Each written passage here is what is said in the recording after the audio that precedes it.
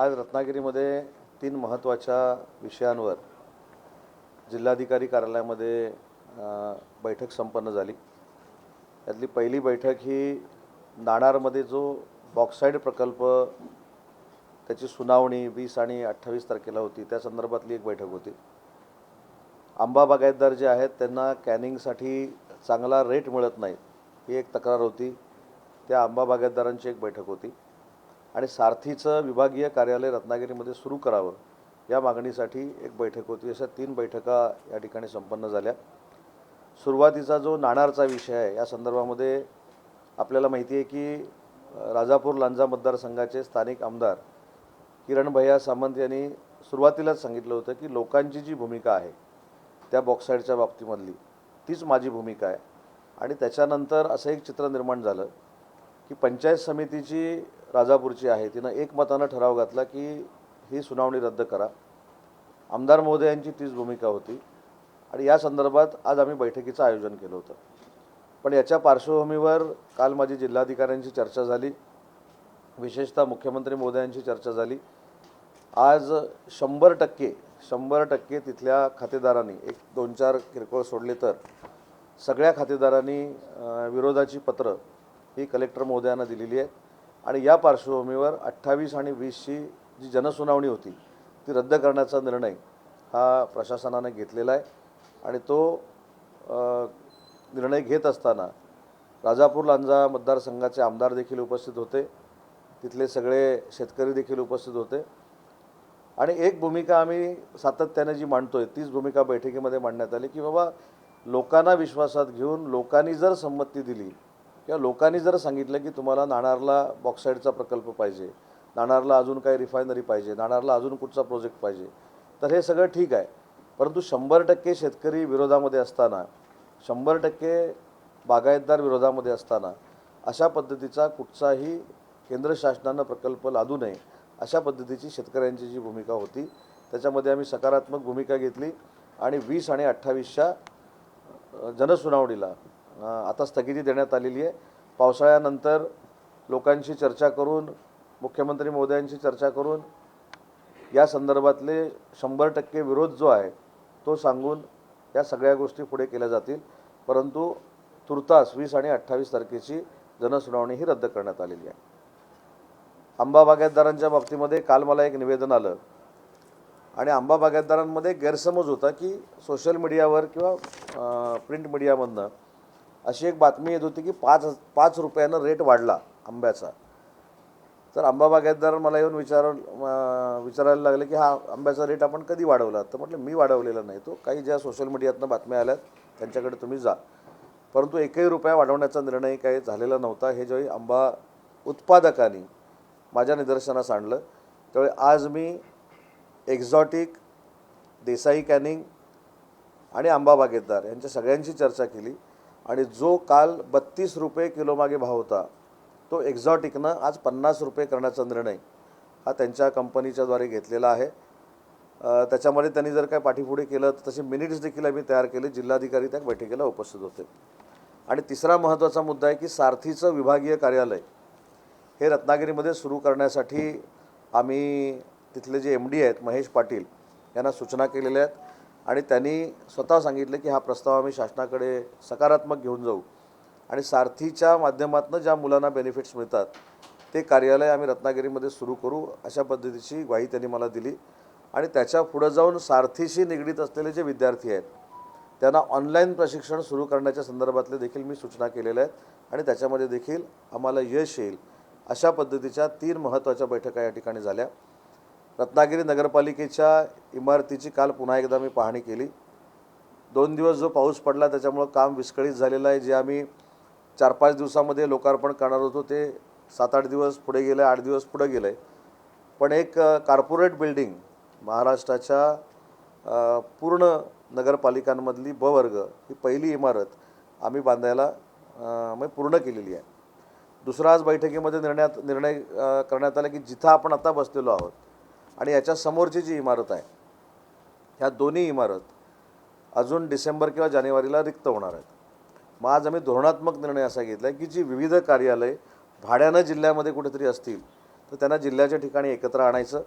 समोरची जी बिल्डिंग आहे त्या बिल्डिंगमध्ये अतिशय चांगल्या पद्धतीनं सेतू हा जो एक प्रकार आता आपण तिकडे केलेला आहे, जिथे फार मोठी गर्दी होते, बसायला देखील कुठं खुर्च्या मिळत नाहीत, कंजेस्टेड एरियामध्ये आहे, तर जुन्या इमारतीमध्ये सेतू चांगल्या पद्धतीनं करण्याचा देखील आपण निर्णय घेतला आहे. त्याच्यामुळे सगळी जिल्ह्याची कार्यालय एका ठिकाणी असावी यासाठी जी आपण ॲडमिनिस्ट्रेटिव्ह बिल्डिंग उभी केली त्याचं काम देखील डिसेंबरपर्यंत संपेल आणि ते देखील लोकांच्या सेवेला उपलब्ध राहील अशा पद्धतीचे निर्णय आज आम्ही घेतलेले आहेत. कर्नाटक आंब्याच्या बाबतीमध्ये आज आम्ही फ्लाइंग स्क्वॉड तयार केलेला आहे. त्याचे अध्यक्ष ॲडिशनल SP असतील, त्याच्यामध्ये DYSP असतील, त्याच्यामध्ये जिल्हा कृषी अधिकारी असतील, तालुका कृषी अधिकारी असतील, त्याच्यानंतर आमचे पणनचे अधिकारी असतील, कृषी उत्पन्न बाजार समितीचे अधिकारी असतील आणि कर्नाटकचा आंबा रत्नागिरी हापूस किंवा देवगड हापूस म्हणून विकण्याचा जर कोणी प्रयत्न केला तर गाड्या आम्ही सील करू आणि दुसरी महत्त्वाची गोष्ट त्याच्यावर पोलीस कारवाई करू.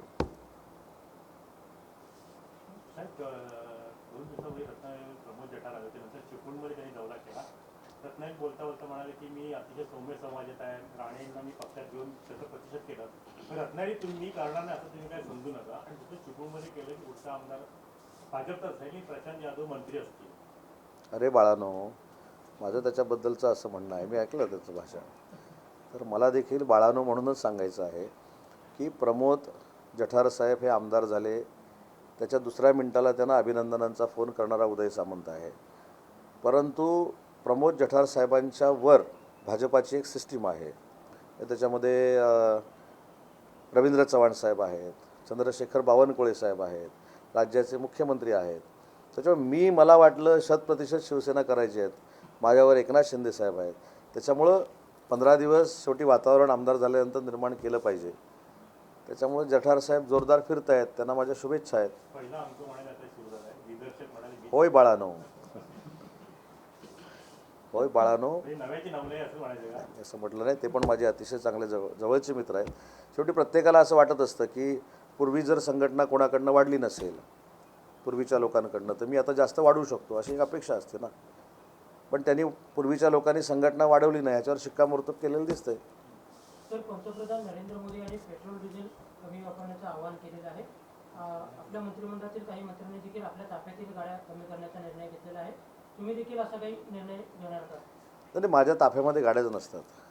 मी कधीही माझं शक्तिप्रदर्शन करत नाही. इवन मुंबईला देखील मी माझ्या स्वतःच्या गाडीतनं फिरतो. त्याच्यामुळं ताफा जेवढा कमीत कमी माझ्यावर असावा तेवढाच मी ठेवतो. आणि दुसरी महत्त्वाची गोष्ट आहे की सरकारने जी सिक्युरिटी दिलेली आहे ती सरकारनं दिलेली सिक्युरिटी आहे, ती फक्त माझ्याबरोबर असते. बाकी सगळे माझे कार्यकर्ते माझ्या गाडीतच असतात. मी ताफा घेऊन वातावरण निर्माण करणारा लोकप्रतिनिधी नाही. कशामध्ये? हां,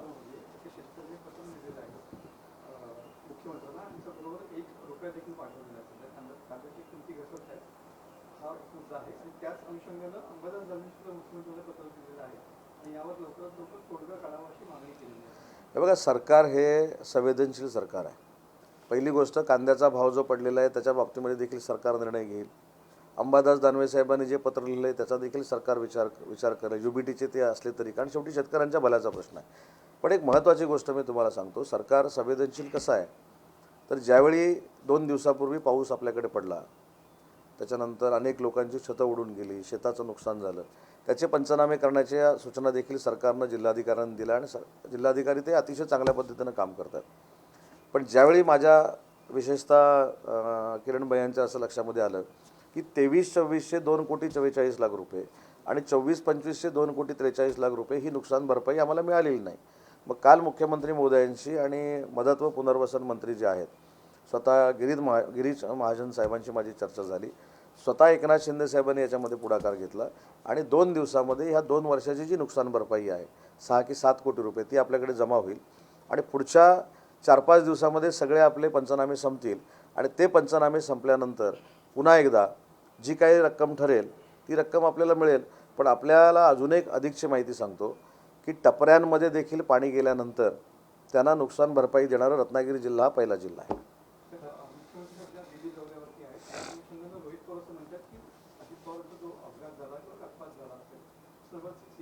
चौकशी करावी, रूल 12 प्रमाणे चौकशी व्हावी.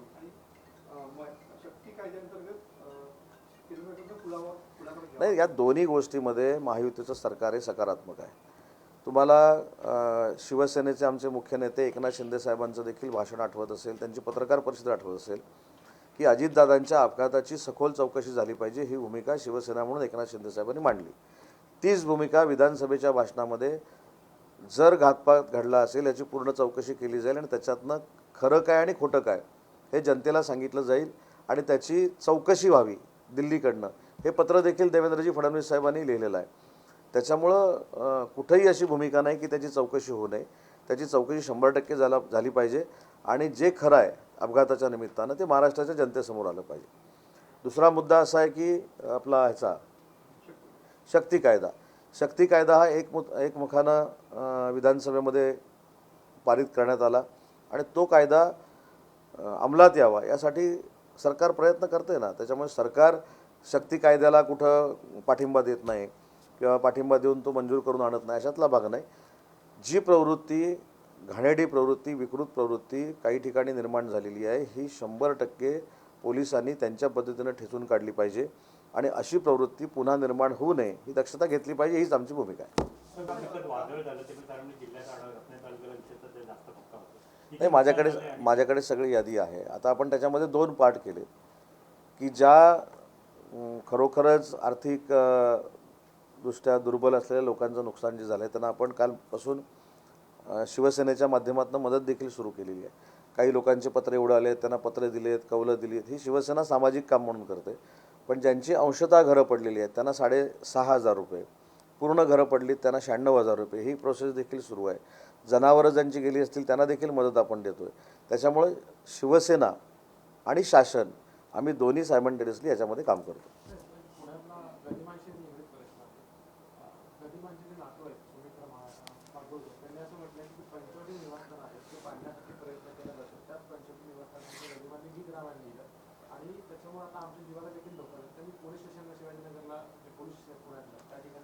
नाही, मी त्यांच्याशी खरोखरच आपल्याकडे जर संपर्क नंबर असेल तर मी त्यांच्याशी संपर्क करून बोलेन, कारण त्यांचे नातेवाईक मला देखील भेटले होते साताऱ्याला एका कार्यक्रमामध्ये.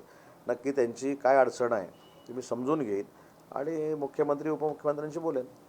नुकसान भरपाई संदर्भात काहीतरी मोर्चाचं आयोजन केलं, काल पण वादळात आंब्याचं मोठं नुकसान झालं, एकतरी काहीतरी निर्णय झाला होता ना. हे बघा, मुद्दा असा आहे की आंबा बागायतदारांच्या नावावर राजकारण केलं जातं आहे की आंबा बागायतदारांना खरा न्याय द्यायचा म्हणून झगडलं जातं, हेच मला काही कळेना असं झालेलं आहे. आता माझ्यासमोर 50 आंबा उत्पादक शेतकरी या ठिकाणी होते ज्यांना आपण न्याय मिळवून दिला, बरोबर आहे. आता जी नुकसान भरपाई झालेली आहे ती वाढीव द्यावी हे देखील कॅबिनेटमध्ये मीच मांडलेलं आहे. पण राजू शेट्टी साहेबांची देखील माझ्याशी चर्चा झाली. मी पण त्यांना सांगितलं की या सगळ्या गोष्टी आपण करतो आहे, पण दुर्दैवानं राजू शेट्टी साहेबांच्या बाजूला सगळे बसलेले दिसतात, ते UBTच दिसते. त्याच्यामुळं तो मोर्चा आंबा बागायतदारांचा आहे की UBTचा आहे हे पहिलं आम्हाला कळलं पाहिजे. पण आंबा बागायतदारांना देखील सरकार वाऱ्यावर सोडणार नाही. आता जशी आंबा बागायतदारांच्या बाबतीतली भूमिका घेतली तशी माझी भूमिका मंत्रिमंडळामध्ये देखील त्याच पद्धतीची आहे की आंबा बागायतदारांचं जे जास्त नुकसान झालं आहे त्यांना हेक्टरी पैसे वाढवून द्यावेत.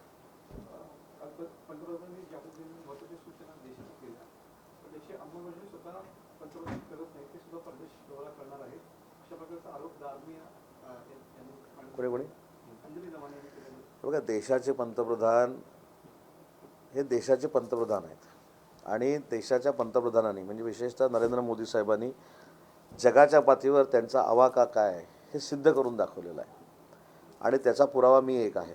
कारण मी ज्यावेळी राज्याचा उद्योगमंत्री म्हणून परदेशामध्ये जातो ते भारत देशाचा नागरिक म्हणून मला देखील अभिमान वाटतो की ज्यावेळी तिथं अभिमानानं नरेंद्र मोदी साहेबांचं नाव परदेशातले लोक घेतात. त्याच्यामुळं ते नक्की देशाचे पंतप्रधान आहेत, परंतु नक्की आता जागतिक नेतृत्व पण करतायत आणि जागतिक नेतृत्व करण्याएवढं ते सक्षम आहेत. आणि म्हणून मला असं वाटतं की त्यांनी जे आम्हाला सांगितलेल्या गोष्टी आहेत त्या आम्ही देखील पाळल्या पाहिजे. आता त्यांच्या परदेश दौऱ्यावर जर त्या परदेश दौऱ्यातनं भारताला काहीतरी मिळणार असेल, देशाला काहीतरी मिळणार असेल तर ते देखील चांगली बाब आहे ना. त्याच्यामुळं कोणी मला टीका केली माहीत नाही, परंतु नरेंद्र मोदी साहेबांचं नेतृत्व हे देशापुरतं मर्यादित राहिलेलं नाही, तर हे जागतिक पातळीवरचं एक फार मोठं नेतृत्व आहे. राजवाड्याच्या कामाला मी सुरुवात करायला सांगितलेली आहे. पुढच्या आठवड्यामध्ये मी स्वतः आणि मत्स्य उद्योग मंत्री नितेश राणे आमच्या दोघांच्या उपस्थितीमध्ये कार्यक्रमाचा शुभारंभ होईल, कामाचा शुभारंभ होईल.